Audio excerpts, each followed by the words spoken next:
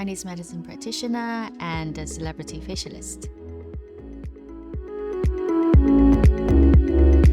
I got very interested in acupuncture, in skincare, as I have a very close relationship with my grandfather, who owned a pharmacy in Macau, which is an hour ferry away from Hong Kong, where I'm originally from. So I go there every weekend, and then I sit next to him and see how he treats. So he is a trained Western medicine pharmacist, but he's also very fluent in Chinese medicine, also trained as well. So I have seen him so many times to incorporate both medicines to really treat chronic or really long-term skin issues, mental health issues as well. So that really, I don't know, I organically, I think it's very ingrained in me. So when I first trained to be a facialist, I just constantly feel very incompetent, because when you are trained, then you would be like, okay, now I can take my clients.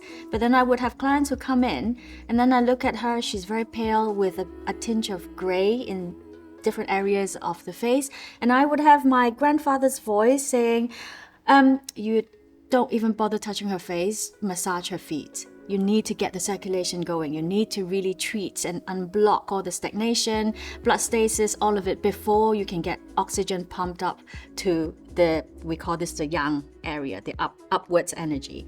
So then I gradually practice as an esthetician, but I also train as a Chinese medicine practitioner. Find something that you really like.